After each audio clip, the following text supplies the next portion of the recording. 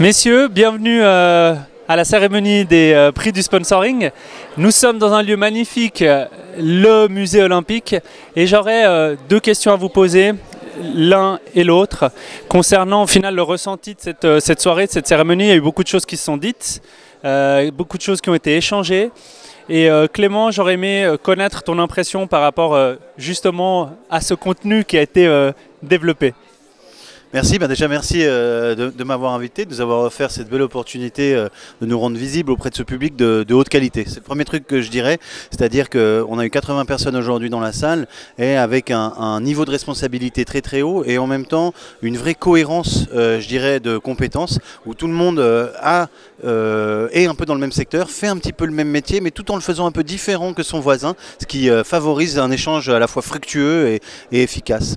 Je dirais par rapport au contenu de la conférence, je trouvais ça très très intéressant. Ce qui était pour moi assez frappant, c'est de voir en fait à quel point dans la variété des présentations qui nous ont été faites aujourd'hui, avec des marques qui sont des grandes marques ou des plus petites, des PME familiales, des marques internationales ou des champions nationaux, à quel point somme toute leurs problématiques se recoupent d'une certaine façon. Et je dirais qu'elles se recoupent de deux grandes façons. La première grande façon, c'est la problématique un petit peu historique, je dirais, de la communication et du sponsoring, c'est-à-dire comment est-ce qu'on émet un message qui peut-être, si tout va bien, va être reçu par le récepteur. Et ça, avec le sponsoring aujourd'hui et avec la complexité actuelle, je dirais, des médias et de la communication, cette problématique elle est encore plus pointue, encore plus saillante qu'elle l'était par exemple il y a 30 ans.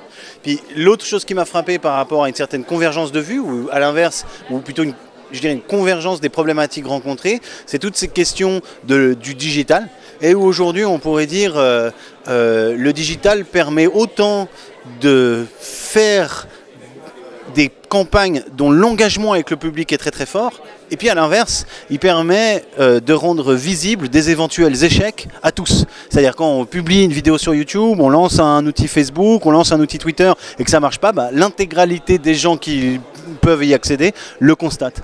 Et je pense que ça, c'était ce qui m'a frappé un petit peu aujourd'hui, c'est-à-dire un mix de problématiques somme toute assez anciennes. Comment est-ce qu'on passe un message et que ce message est reçu, et de problématiques relativement nouvelles qui ont plutôt rapport avec les outils et l'évolution aussi des modes de consommation informationnelle du côté du public. Merci Clément. Nous avons parlé du contenu. Ces prix du sponsoring aujourd'hui suisse représentent au final la reconnaissance d'un travail qui a été mené par les marques, la reconnaissance de critères, innovation, originalité. Pierre, j'aimerais t'entendre sur ton rôle de juré dans cette démarche au final d'une science ou en tout cas d'un outil du marketing qui est en pleine évolution en Suisse. Tu as toi par ton parcours une connaissance du monde hippique assez profonde, et tu me parlais dans nos discussions de ce mouvement qui est en train de se faire dans le monde hippique, donc j'aimerais t'entendre sur ces deux aspects. Au final, qu'est-ce que représente le prix et sur quels critères, toi en tant que juré, tu as choisi les candidats, et comment est-ce que tu vois l'évolution du sponsoring, notamment dans le monde hippique? Alors, sur mon rôle de juré, et je crois le rôle de l'ensemble du jury, il y a deux mots qu'on a d'ailleurs beaucoup entendus aujourd'hui dans les interventions et dans les commentaires et aussi dans les appréciations des nominés, c'est le mot de cohérence et d'authenticité. Et je pense que pour réussir une belle opération de sponsoring, ces deux éléments sont clés parce qu'on ne trompe pas le public et donc il faut être authentique, et il faut aussi que l'action entreprise soit cohérente avec la philosophie, la stratégie de la marque. Donc c'est ce qui m'a beaucoup plu aujourd'hui, c'est que c'est pour moi des critères importants quand j'évalue les projets qui nous sont soumis, mais ça a été aussi des mots qui ont été très présents aujourd'hui. Alors l'hippisme, aujourd'hui, c'est un monde qui est en pleine mutation là aussi, parce que, et je parle surtout du saut d'obstacle, du jumping.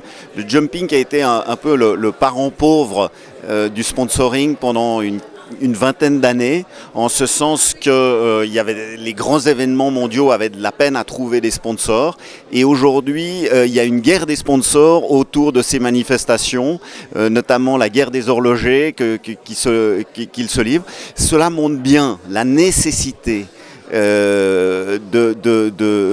pour ces marques de communiquer à travers des événements et pas seulement à travers des brochures, à travers des réseaux sociaux ou à travers des sites internet. La présence de grandes marques et de grandes marques de luxe dans l'événementiel est cruciale, parce que sinon ils ne se livreraient pas une guerre à coups de millions pour aller vers des événements qui, encore une fois, pendant 15 ou 20 ans ont été un peu désertés par les sponsors. Pierre, Clément, merci beaucoup. Merci.